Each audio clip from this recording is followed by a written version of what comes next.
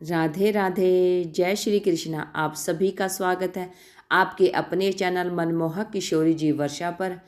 आज की वीडियो में हम सुनेंगे देवशनी एकादशी का महत्व और व्रत कथा। ब्रह्म वैवर्त पुराण में देवशनी एकादशी के विशेष महात्म्य का वर्णन किया गया है। इस व्रत से प्राणी की समस्त मनोकामनाएं पूर्ण होती हैं। यह एकादशी आषाढ़ माह के कृष्ण पक्ष की एकादशी, जिसे योगिनी एकादशी कहते हैं, उसके बाद आती है। आषाढ़ मास के शुक्ल पक्ष की एकादशी को ही देवशनी एकादशी कहा जाता है। इसी एकादशी से चातुर्मास का आरंभ माना जाता है। इस अवधि में कोई भी शुभ कार्य जैसे विवाह आदि नहीं किया जाता। मान्यता है कि इस दिन से भगवान श्री हरि विष्णु क्षीर सागर में शयन करते हैं और फिर 4 माह बाद उन्हें उठाया जाता है। इस दिन को देवशनी एकादशी कहा जाता है। इस बीच के अंतराल को ही चातुर्मास कहा गया है। देवशनी एकादशी को देवशयनी, महा एकादशी, थोली एकादशी, हरिदेवशयनी, पद्मनाभा शयनी और प्रबोधिनी एकादशी भी कहा जाता है। देवशनी एकादशी व्रत कथा। धर्मराज युधिष्ठिर ने कहा, हे केशव, आषाढ़ शुक्ल एकादशी का क्या नाम है? इस व्रत के करने की क्या विधि है और किस देवता का पूजन किया जाता है? श्री कृष्ण कहने लगे कि हे युधिष्ठिर, जिस कथा को ब्रह्मा जी ने नारद जी को कहा था वही मैं तुम्हें सुनाता हूँ। एक बार देवऋषि नारद जी ने ब्रह्मा जी से इस एकादशी के विषय में जानने की उत्सुकता प्रकट की। तब ब्रह्मा जी ने उन्हें बताया, सतयुग में मानदाता नाम एक चक्रवर्ती सम्राट राज्य करते थे। उनके राज्य में प्रजा बहुत सुखी थी, किंतु भविष्य में क्या हो जाए यह कोई नहीं जानता। अतः वे भी इस बात से अनभिज्ञ थे कि उनके राज्य में शीघ्र ही भयंकर अकाल पड़ने वाला है। उनके राज्य में पूरे 3 वर्ष तक वर्षा न होने के कारण भयंकर अकाल पड़ा। इस अकाल से चारों ओर त्राही त्राही मच गई। धर्म पक्ष के यज्ञ, हवन, पिंडदान, कथा, व्रत आदि में कमी हो गई। जब मुसीबत पड़ती है तो धार्मिक कार्यों में प्राणी की रुचि कहाँ रह जाती है। प्रजा ने राजा के पास जाकर अपनी वेदना की दुहाई दी। राजा तो इस स्थिति को लेकर पहले से ही दुखी थे।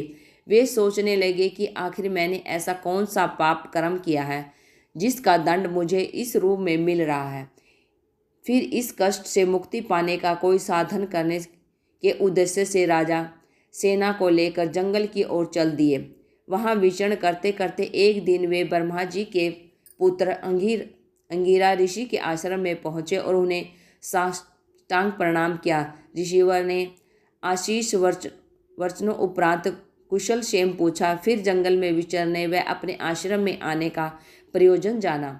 तब राजा ने हाथ जोड़कर कहा, हे महात्मने, सभी प्रकार से धर्म का पालन करता हुआ भी मैं अपने राज्य में दुर्भिक्ष का दृश्य देख रहा हूँ। आखिर किस कारण से ऐसा हो रहा है? कृपया इसका समाधान करें। यह सुनकर महर्षि अंगिरा ने कहा, हे राजन, सब युगों से उत्तम यह सतयुग है। इसमें छोटे से पाप का भी बड़ा भयंकर दंड मिलता है।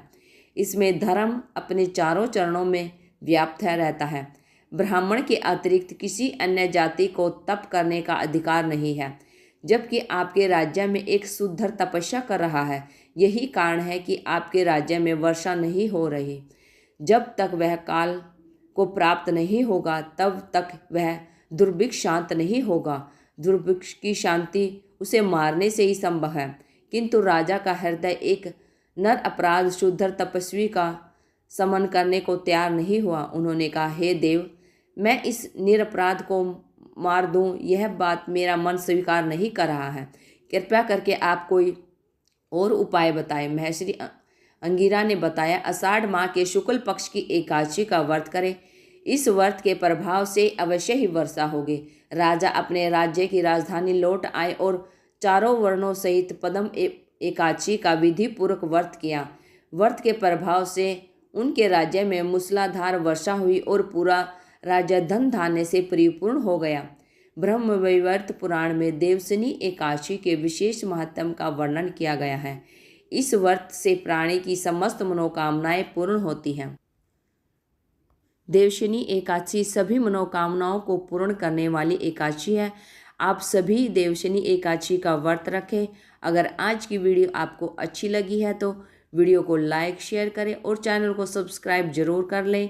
Thank you for watching my video. जय हिंद, जय भारत, जय श्री कृष्णा, राधे राधे।